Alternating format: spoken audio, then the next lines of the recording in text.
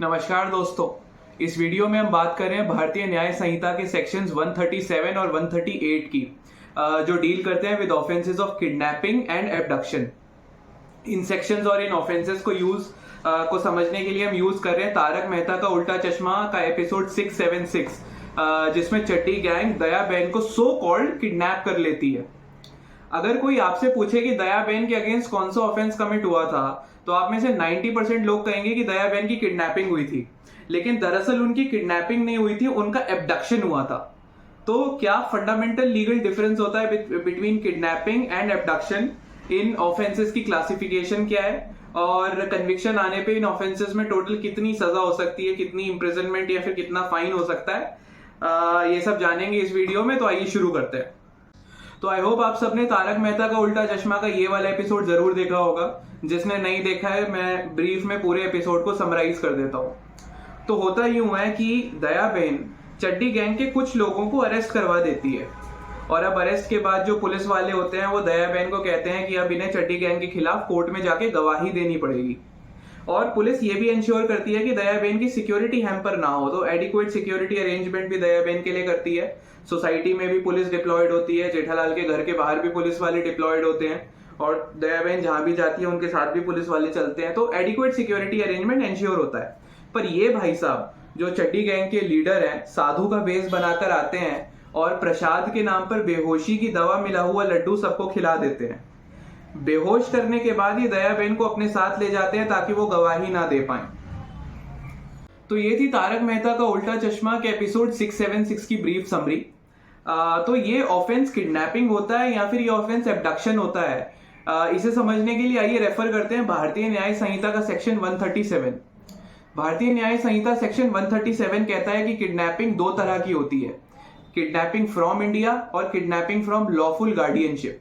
अब kidnapping from India जो defined है सेक्शन 137(1)(a) में, वो कहता है कि अगर आप किसी भी इंडिविजुअल को, चाहे वो मेजर हो या माइनर हो, इंडिया की टेरिटरी से बाहर लेकर जाते हैं बिना उसके कंसेंट के या फिर बिना उसके लॉफुल गार्डियन के कंसेंट के, तो आप किडनैपिंग फ्रॉम इंडिया का ऑफेंस कमिट करते हैं।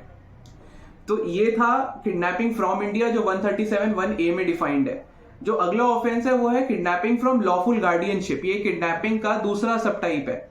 Kidnapping from lawful guardianship defined है सेक्शन 137(1)(b) में। 137(1)(b) कहता है कि अगर आप किसी माइनर को या फिर किसी भी पर्सन ऑफ अनसाउंड माइंड को बिना उसके या फिर उसके लॉफुल गार्डियन के कंसेंट के अपने साथ ले जाते हैं या फिर उसे बहला फुसला के अपने साथ आने के लिए एंटाइस करते हैं, तो आप ऑफेंस ऑफ किडनैपिंग कमिट करते हैं। ऑफेंस ऑफ किडनैपिंग जो है वो मेजर्स या फिर एडल्ट्स के अगेंस्ट और माइनर्स या फिर बच्चों के अगेंस्ट, दोनों के अगेंस्ट ही ऑफेंस कमिट किया जा सकता है।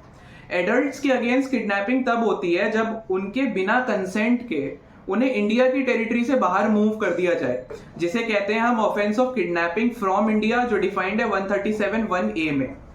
दूसरी कंडीशन जब किडनैपिंग एडल्ट्स के अगेंस्ट कमिट हो सकती है, वो है कि जो एडल्ट किडनैप हुआ है वो अनसाउंड माइंड का था। अब अनसाउंड माइंड एक लीगल टर्म है जो भारतीय न्याय संहिता के सेक्शन 22 में डिफाइंड है। बेसिकली अनसाउंड माइंड का ये मतलब होता है कि जो इंडिविजुअल है वो इंडिपेंडेंट डिसीजन मेकिंग या फिर इंडिपेंडेंट कैपेसिटी ऑफ रीजन के लिए केपेबल नहीं था, या फिर उसकी उतनी कैपेसिटी नहीं थी कि वो इंडिपेंडेंट डिसीजन मेकिंग कर पाए। ऐसे इंडिविजुअल को हम लीगल टर्मिनोलॉजी में अनसाउंड माइंड का इंडिविजुअल बोलते हैं। तो जब आपने एक अनसाउंड माइंड के इंडिविजुअल को प्लेस ए से प्लेस बी मूव कर दिया बिना उसके लॉफुल गार्डियन के कंसेंट के, तो ये हो जाएगा ऑफेंस ऑफ किडनैपिंग। अच्छा, इस मोमेंट पे अब ये मैटर नहीं करता कि आपने इंडिया की टेरिटरी से बाहर मूव किया या फिर आपने इंडिया की टेरिटरी में ही प्लेस ए से प्लेस बी पे मूव कर दिया। अगर इंडिविजुअल अनसाउंड माइंड का था तो उसके अगेंस्ट किडनैपिंग ही होती है, वेदर ही इज माइनर और ही इज मेजर, वो फर्क नहीं पड़ता। लेकिन अगर साउंड माइंड का इंडिविजुअल है तो उसके अगेंस्ट किडनैपिंग सिर्फ तब होगी जब आपने उसे इंडिया की टेरिटरी के बाहर मूव कर दिया बिना उसके कंसेंट के। भारतीय न्याय संहिता सेक्शन 137(1)(b) डिफाइन करता है किडनैपिंग अगेंस्ट माइनर्स।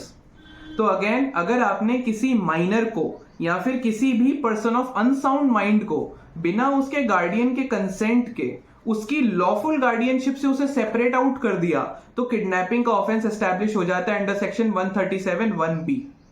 यहाँ पे हमारे पास दो इंपॉर्टेंट कंसिडरेशंस है। पहली कंसिडरेशन ये है कि जिस कंसेंट की हम बात कर रहे हैं भारतीय न्याय संहिता के सेक्शन 137 में, वो कंसेंट उस बच्चे का या फिर उस पर्सन ऑफ अनसाउंड माइंड का है या फिर नहीं है, ये मैटर ही नहीं करता। हम जिस कंसेंट की 137 में बात कर रहे हैं वो कंसेंट है उनके गार्डियन का। तो बच्चा हो, माइनर हो या फिर पर्सन ऑफ अनसाउंड माइंड हो, ये दोनों ही कैटेगरी के लोग हमेशा इनकॉम्पिटेंट टू कॉन्ट्रैक्ट होते हैं। मतलब ये इंडिपेंडेंट कंसेंट देने के केपेबल होते ही नहीं है in the eyes of law. तो जो कंसेंट रिक्वायर्ड होता है वो लॉफुल गार्डियन का रिक्वायर्ड होता है, राइट। दूसरी इंपॉर्टेंट कंसिडरेशन यहाँ पे है कि हम बात कर रहे हैं कि हमने बच्चे को या फिर अनसाउंड माइंड के इंडिविजुअल को उसके लॉफुल गार्डियन से अलग कर दिया या फिर उसकी लॉफुल गार्डियनशिप से अलग कर दिया। तो ये लॉफुल गार्डियनशिप का मतलब क्या होता है? तो ये लॉफुल गार्डियनशिप का मतलब फिजिकल कस्टडी हमेशा नहीं होता। Let's take an example. Let's say कि एक बच्चे को किसी ने स्कूल के गेट के बाहर से किडनैप कर लिया, right. Now despite the fact कि वो बच्चा अपने लॉफुल गार्डियन की फिजिकल कस्टडी में नहीं था, तब भी ऑफेंस ऑफ किडनैपिंग एस्टैब्लिश हो जाएगा अंडर 137(1)(b।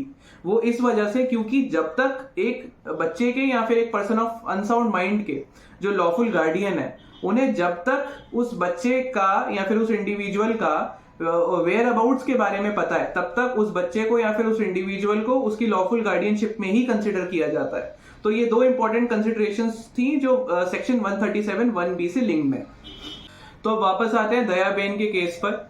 दयाबेन ना तो माइनर है और ना ही पर्सन ऑफ अनसाउंड माइंड की डेफिनेशन में फॉल करती है, राइट।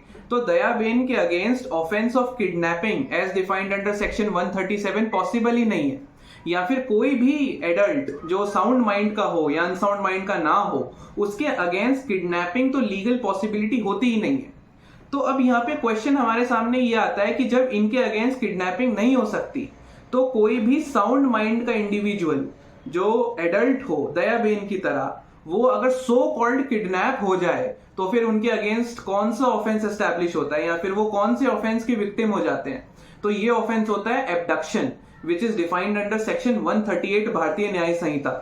सेक्शन 138 भारतीय न्याय संहिता कहता है कि whoever by force, compels or by any deceitful means induces any person to go from any place is said to abduct that person। तो अगर आपने किसी भी इंडिविजुअल को किसी भी तरह की फोर्स यूज करके या फिर किसी भी तरीके का धोखा दे करके एक प्लेस से दूसरे प्लेस पर मूव कर दिया, तो आपके against offence of abduction establish हो जाता है। नाउ इंपॉर्टेंट कंसिडरेशन यहाँ पे ये है कि अगर ये इंडिविजुअल जिसको आपने एब्डक्ट किया है ये माइनर था या फिर पर्सन ऑफ अनसाउंड माइंड था, तो अब आपकी एब्डक्शन बन जाएगी किडनैपिंग अंडर सेक्शन 137(1)(b। और अगर ये इंडिविजुअल जिसको आपने एब्डक्ट किया है इसे आपने इंडिया के बाहर मूव कर दिया या इंडिया की टेरिटरी के बाहर आप इसे ले गए, देन आपकी जो एब्डक्शन है वो बन जाती है kidnapping from India under section 137(1)(a। तो हम ये सेफली कंक्लूड कर सकते हैं कि जो किडनैपिंग है वो एब्डक्शन का एक स्पेशल केस है। Kidnapping is a special case of abduction. तो दयाबेन के केस में दयाबेन के अगेंस्ट एब्डक्शन हुई थी, किडनैपिंग नहीं हुई थी। किडनैपिंग पॉसिबल ही नहीं है किसी भी साउंड माइंड के एडल्ट के केस में।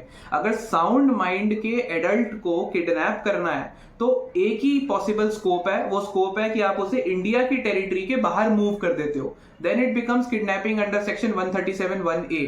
लेकिन अगर आपने किसी भी साउंड माइंड के एडल्ट को इंडिया की टेरिटरी के अंदर ही प्लेस ए से प्लेस बी पे मूव कर दिया है, then it is abduction not kidnapping under section 138 Bharatiya Nyaya Samhita. So just for revision, let's take 4 examples और इन 4 examples में हम ये आइडेंटिफाई करने की कोशिश करेंगे कि किडनैपिंग का ऑफेंस होगा या फिर एब्डक्शन का ऑफेंस होगा अंडर सेक्शन 137 और 138। Let's take the first example. पहला एग्जांपल है कि लेट्स से आपने एक साउंड माइंड के एडल्ट को दिल्ली से सऊदी अरेबिया कन्वे कर दिया बिना उसकी परमिशन के, या फिर बिना उसके कंसेंट के। So now it will become kidnapping under section 137(1)(a Bharatiya Nyaya Sanhita, kidnapping from India. Let's take second example. Let's say एक अनसाउंड माइंड के एडल्ट को आपने दिल्ली से पंजाब मूव कर दिया बिना उसके लॉफुल गार्डियन के कंसेंट के। Now it will be kidnapping under section 137(1)(b भारतीय न्याय संहिता। ये एब्डक्शन क्यों नहीं होगा? क्योंकि जो एब्डक्शन होता है वो साउंड माइंड के एडल्ट का हो सकता है, अगर इंडिविजुअल अनसाउंड माइंड का है या फिर 18 साल से कम एज का माइनर है, बच्चा है, तो उसका जो एब्डक्शन होता है वो इंक्रीज हो जाता है किडनैपिंग में।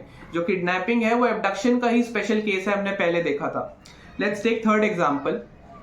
लेट्स से आपने एक बच्चे को किसी भी डिसीटफुल मीन्स से, बिना उसके लॉफुल गार्डियन के कंसेंट के, उसे दिल्ली से लुधियाना मूव कर दिया। आप बहला फुसला के ले गए या फिर किसी भी डिसीटफुल मीन से आपने उसे कन्वे कर दिया बिना उसके लॉफुल गार्डियन के कंसेंट के। Now it will be kidnapping under section 137(1)(b) भारतीय न्याय संहिता। अगेन एब्डक्शन क्यों नहीं होगा? एब्डक्शन इस वजह से नहीं होगा कि एब्डक्शन सिर्फ साउंड माइंड के एडल्ट का हो सकता है। बच्चा हो या फिर अनसाउंड माइंड का इंडिविजुअल हो, उनकी किडनैपिंग होती है, एब्डक्शन नहीं होता। Let's come to the fourth example. Let's say कि एक इंडिविजुअल है जो साउंड माइंड का है, आपने उसे दिल्ली से पंजाब मूव कर दिया किसी भी डिसीटफुल मीन से बिना उसके कंसेंट के। So it will be abduction under section 138 Bharatiya Nyaya संहिता। ये किडनैपिंग नहीं हो सकता। Kidnapping is a special case जो या तो बच्चे की होगी या फिर अनसाउंड माइंड के इंडिविजुअल की होगी। जब किडनैपिंग साउंड माइंड के एडल्ट की होगी तब वो उसी केस में एस्टैब्लिश होगी जब आप उस इंडिविजुअल को इंडिया की टेरिटरी से बाहर मूव कर दो, which is kidnapping from India under section 137(1)(a) Bharatiya Nyaya Samhita, right. तो आई होप अब हमें किडनैपिंग और एब्डक्शन में जो प्रिंसिपल लीगल डिफरेंसेस हैं वो समझ आते हैं। अब हमें पता है कि किन ऑफेंसेस में, मतलब किन केसेस में किडनैपिंग एस्टैब्लिश होगी और किन केसेस में एब्डक्शन एस्टैब्लिश होगी, राइट। नेक्स्ट हम मूव करते हैं इन ऑफेंसेस की पनिशमेंट पर। अगर आपको ऑफेंस सिंपल किडनैपिंग है अंडर सेक्शन 137(1)(a) या फिर 137(1)(b), तो आपको 7 साल तक की सजा और साथ में जुर्माना हो सकता है।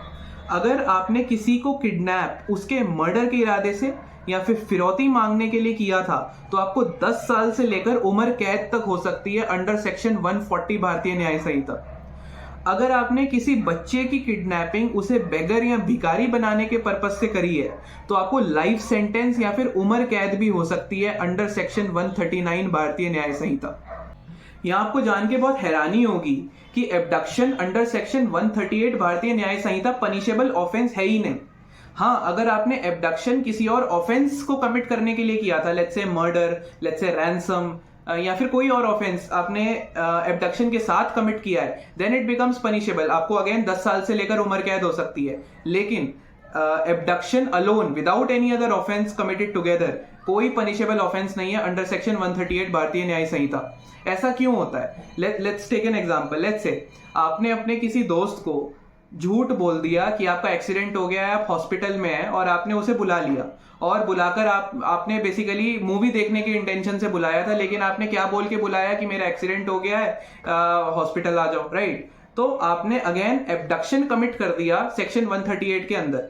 अब अगर हम इसे पनिशेबल ऑफेंस बना देंगे तो जो लिटिगेशन का रेट है वो एक्सपोनेंशियली बढ़ेगा, राइट। तो इसी वजह से जो एब्डक्शन अलोन है बिना किसी ऑफेंस के साथ में, तो वो पनिशेबल ऑफेंस नहीं है। लेकिन आपने एब्डक्शन के साथ अगर कोई ऑफेंस कमिट कर दिया, then it become severely punishable offence under section 138 और सेक्शन 140 भारतीय न्याय संहिता।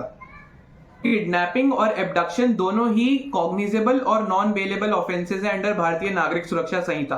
तो इन ऑफेंसेस में पुलिस आपको बिना वारंट के अरेस्ट कर सकती है, पुलिस बिना मैजिस्ट्रेट के ऑर्डर के इन ऑफेंसेस में कॉग्निसेंस ले सकती है, और ये ऑफेंस नॉन बेलेबल है। नॉन बेलेबल ऑफेंस बेसिकली वो ऑफेंस होते हैं जहां पे बेल आपका राइट नहीं है, बेल आपका कोई अधिकार नहीं है। इन केसेस में आपको बेल मिलेगी या नहीं मिलेगी ये मैजिस्ट्रेट की डिस्क्रिशन पे डिपेंड करता है। पुलिस आपको बेल बॉन्ड फर्निश करने पे बेल नहीं दे सकती, राइट। हालांकि 137 क्लॉज 2 में जो किडनैपिंग है, अगर आपकी किडनैपिंग बिना किसी और ऑफेंस के साथ कमिट हुई है, सिंपल प्लेन किडनैपिंग, और कोई ऑफेंस नहीं हुआ किडनैपिंग के साथ, तो अभी बेलेबल ऑफेंस बन जाता है। बेलेबल ऑफेंस में आप पुलिस को बेल बॉन्ड फर्निश करके बेल को अपने अधिकार की तरह क्लेम कर सकते हो। Bail is your right in bailable offences. आपको इन केसेस में मैजिस्ट्रेट तक जाने की भी जरूरत नहीं है, पुलिस ही आपको बेल दे देगी, राइट। तो मेजॉरिटी किडनैपिंग और एब्डक्शन के जो ऑफेंसेस होते हैं वो नॉन बेलेबल कॉग्निजेबल होते हैं। लेकिन 137(2) में अगर सिर्फ किडनैपिंग हुई है और साथ में और कोई ऑफेंस नहीं हुआ है, then it is bailable offence. यहाँ पे बेल आपका अधिकार हो जाता है, राइट। तो आज के लिए बस इतना ही। अगर इस वीडियो से कुछ भी नया सीखने को मिला है तो सब्सक्राइब जरूर करना, और मिलते हैं अगले ही एक ऐसे इंफॉर्मेटिव वीडियो में। तब तक के लिए good bye and thank you for watching.